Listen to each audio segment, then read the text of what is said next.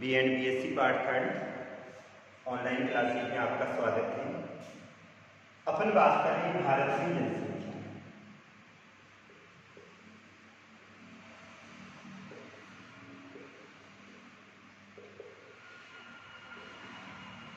आज अपन बात करते हैं जनसंख्या वितरण की।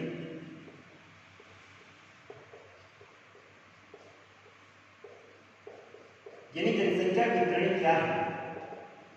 तो जनसंख्या वितरण का तात्पर्य भूपृष्ठ पर लोगों के बसाव से है। जनसंख्या वितरण का तात्पर्य भूपृष्ठ पर लोगों के बसाव से है, अर्थात धरातलीय क्षेत्र पर लोगों का वितरण किस प्रकार पाया जाता है। जनसंख्या वितरण का तात्पर्य भूपृष्ठ पर लोगों के बसाव से है, अर्थात धरातलीय क्षेत्र पर लोगों का वितरण किस प्रकार पाया जाता है। इसे हमेशा विद्युतीय मानचित्र के द्वारा प्रदर्शित किया जाता है, अर्थात बिंदु बिल्कुल पास पास होंगे, अधिक लोग निवास करते हैं, और जब बिंदु दूर दूर हो जाएंगे तो लोगों की संख्या क्या हो जाती है, कम हो जाती है। तो जनसंख्या वितरण को हमेशा कौन से मानचित्र के द्वारा प्रदर्शित किया जाता है? बिंदुकीय मानचित्र के द्वारा प्रदर्शित किया जाता है। अब भारत की जनसंख्या वितरण का अध्ययन करें तो भारत की उत्तर प्रदेश, महाराष्ट्र, बिहार, पश्चिमी बंगाल और आंध्र प्रदेश जनसंख्या वितरण की बात कर रहे हैं, जिसमें भारत के 5 राज्य हैं। कौन कौन से हैं? उत्तर प्रदेश, महाराष्ट्र, बिहार, पश्चिमी बंगाल और आंध्र प्रदेश। इन 5 राज्यों में संपूर्ण भारत की 50% जनसंख्या निवास करती है।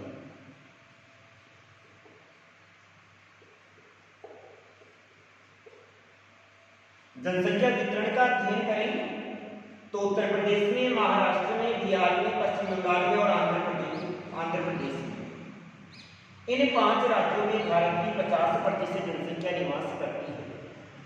जबकि क्षेत्रफल का अध्ययन करें तो संपूर्ण भारत का कितने प्रतिशत क्षेत्रफल आता है? 30% क्षेत्रफल आता है।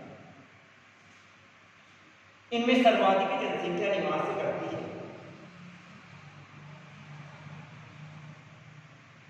इसके अलावा उत्तरी भाग का अध्ययन करें, उत्तरी और उत्तरी पूर्वी भाग, जिसमें कौन से क्षेत्र आ जाएंगे?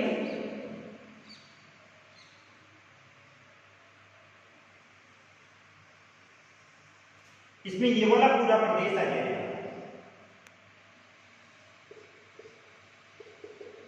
इसके अंतर्गत 10 राज्य आते हैं। कितने राज्य आते हैं? उत्तरी पूर्वी और उत्तरी भाग के अंतर्गत 10 पर्वतीय राज्य आते हैं, और यहां पर 16% क्षेत्रफल है,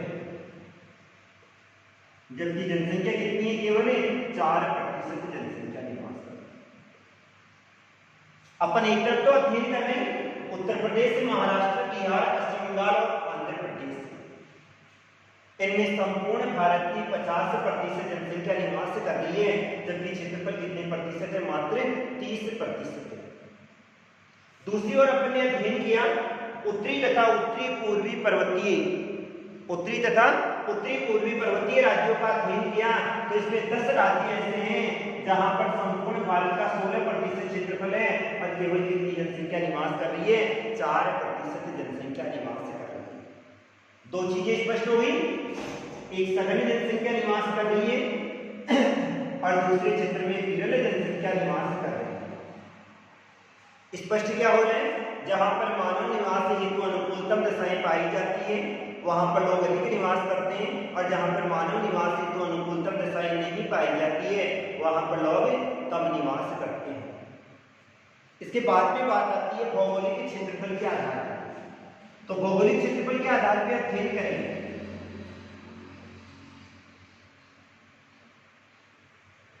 तो सतलज, गंगा, और ब्रह्मपुत्र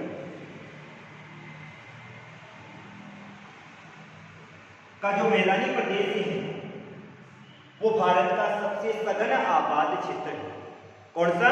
सतलज, गंगा और ब्रह्मपुत्र का जो मैदानी प्रदेश है वो भारत का सबसे सघन आबाद क्षेत्र है, अर्थात यहाँ पर जनसंख्या अधिक निवास करती है। और कौन सा क्षेत्र रहेगा? ये पूरा का पूरा हिमालय से सटा हुआ।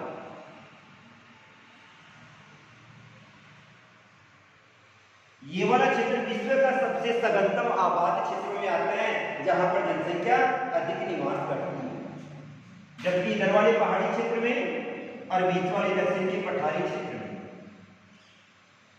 यहां पर जनसंख्या कम निवास करती है। ये कौन सा आ गया? दक्षिण पठार आ गया। ये कौन सा आ गया? हिमालय वाला क्षेत्र आ गया। तो यहां पर जनसंख्या कम निवास करती है। इस आधार पर संपूर्ण भारत को 3 भागों में बांटा गया है। 3 भाग कौन कौन से हैं?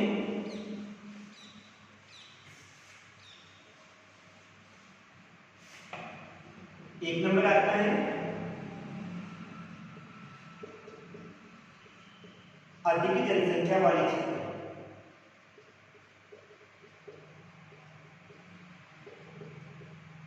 दूसरा आता है मध्यम जनसंख्या वाले क्षेत्र,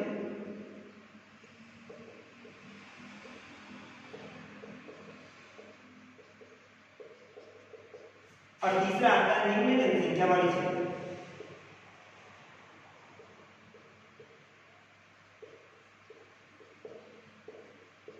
जनसंख्या की स्थिति के आधार पर संपूर्ण भारत को 3 भागों में बांटा जाता है।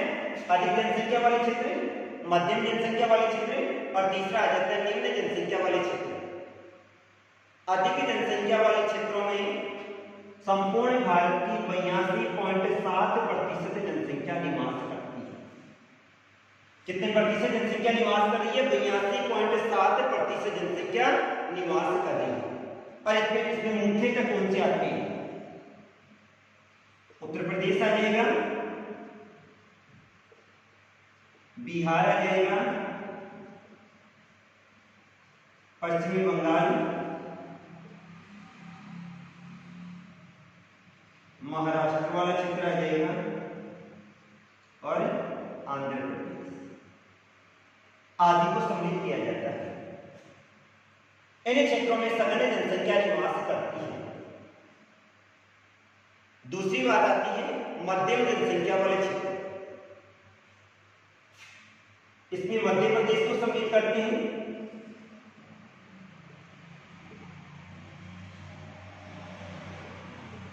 कर्नाटक को सम्मिलित किया जाता है, महाराष्ट्र के कुछ भागों को सम्मिलित किया जाता है,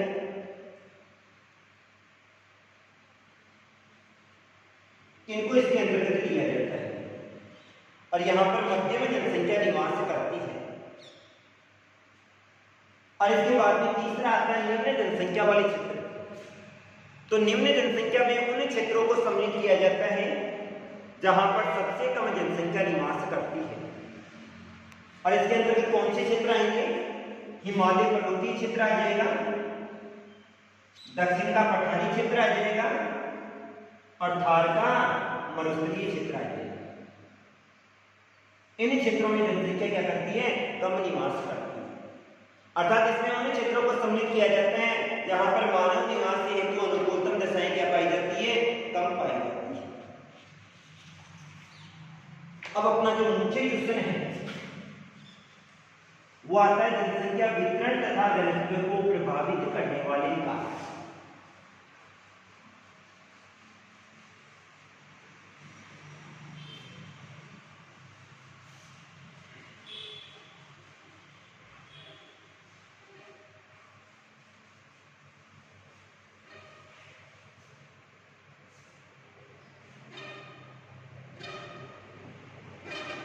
जनसंख्या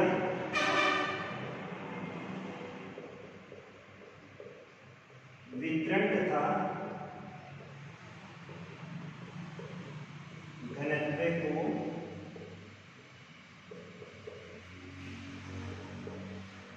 प्रभावित करने वाले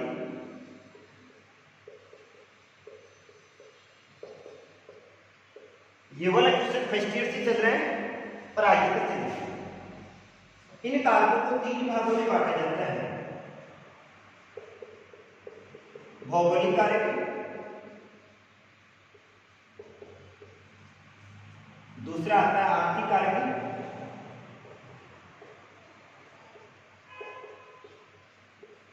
और तीसरा आ जाता है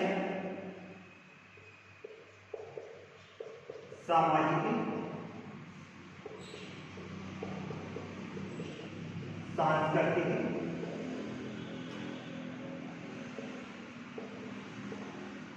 और धार्मिक कारक। जनसंख्या वितरण तथा घनत्व को प्रभावित करने वाले कारकों को 3 भागों में बांटा जाता है। भौगोलिक कारक, आर्थिक कारक, सामाजिक सांस्कृतिक और धार्मिक कारक। सबसे पहले देखते हैं भौगोलिक कारक। भौगोलिक कारकों में जल की उपलब्धता आता है, जलवायु, उच्चावच स्थिति, मिट्टी और जनसांख्यिकीय कारक।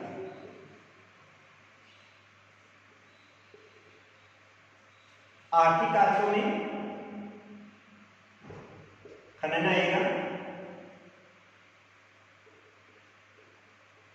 उद्योग,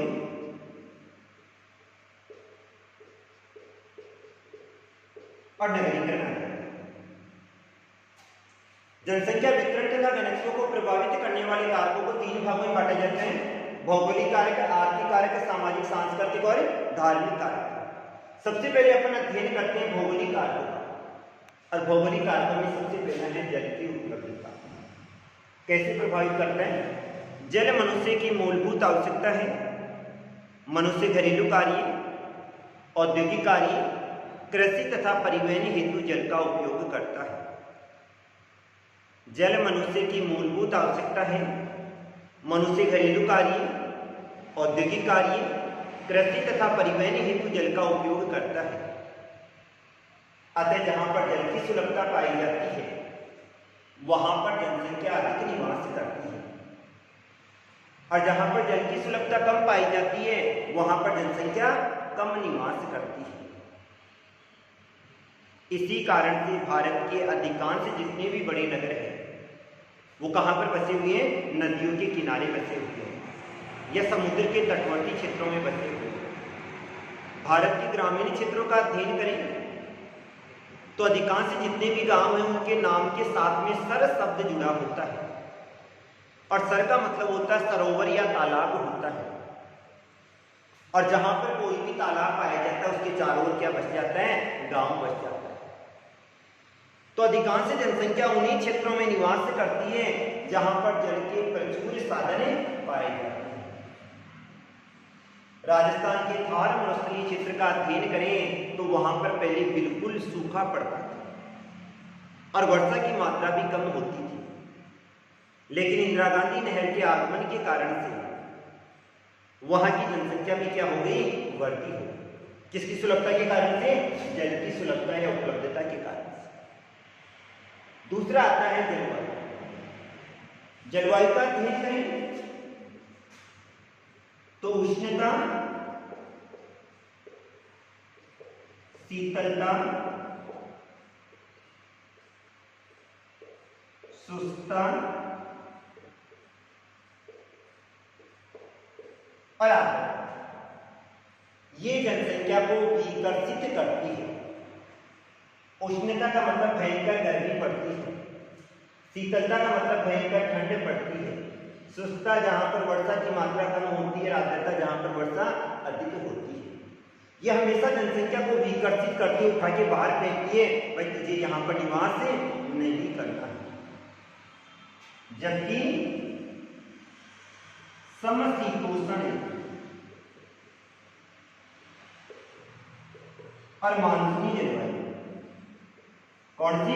समशीतोष्ण और मानसूनी जलवायु ये जनसंख्या को क्या करती है? आकर्षित करती है। वहां पर लोग निवास करेंगे। भारत का अध्ययन करें तो भारत की जलवायु मानसूनी, और भारत की जलवायु मानसूनी होने के कारण से यहाँ पर जनसंख्या अधिक निवास करती है। अतः संपूर्ण विश्व में भारत का कौन सा स्थान आता है?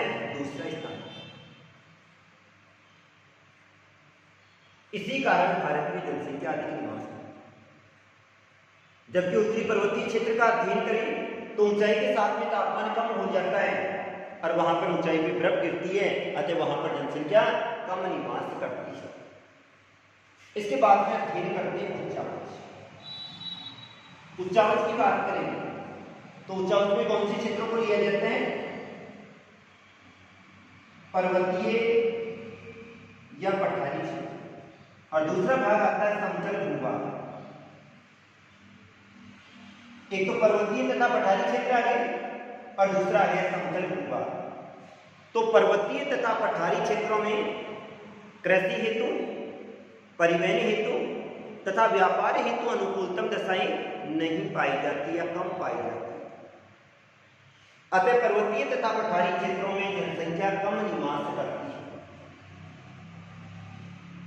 पर्वतीय तथा पठारी क्षेत्रों में कृषि हेतु, परिवहन हेतु तथा व्यापार हेतु अनुकूलतम दशाओं का अभाव होने के कारण से पर्वतीय तथा पठारी क्षेत्रों में जनसंख्या कम निवास करती है।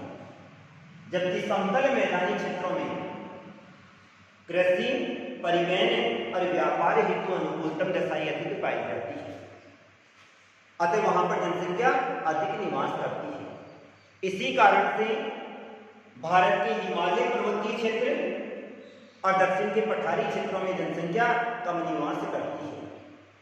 भारत के हिमालय पर्वतीय क्षेत्र और दक्षिण के पठारी क्षेत्रों में जनसंख्या कम निवास करती है, जबकि सतलज, गंगा और ब्रह्मपुत्र के मैदानी क्षेत्र या तटीय मैदानी क्षेत्रों में जनसंख्या अधिक निवास करती है। सतलज, गंगा और ब्रह्मपुत्र के मैदानी क्षेत्र या तटवर्ती मैदानी क्षेत्रों में जनसंख्या अधिक निवास करती है। तो ये था अपना उच्चावच। इसके बाद में अपना अध्ययन करते हैं स्थिति। भारत की स्थिति का अध्ययन करेंगे तो भारत उत्तरी गोलार्ध में स्थित है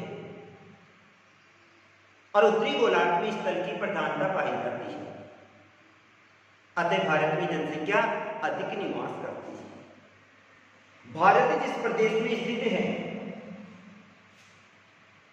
उससे दूसरे देशों के मध्य संपर्क आपस में बना रहता है, और दूसरे देशों के मध्य संपर्क बना रहने के कारण से वहां पर जनसंख्या अधिक निवास करती है।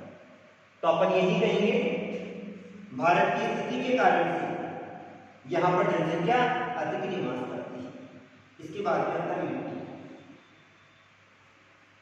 मिट्टी पर हमेशा कृषि कार्य किया जाता है।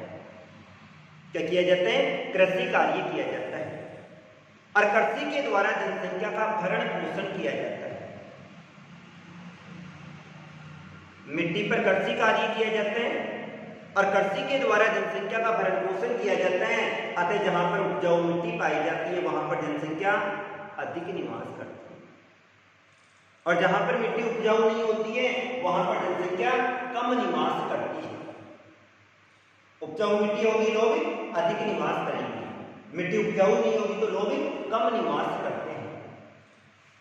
इसी कारण से जहां पर जलोढ़ी मिट्टी पाई जाती है, दोमट मिट्टी पाई जाती है या कच्चारी मिट्टी पाई जाती है वहां पर जनसंख्या अधिक निवास करती है।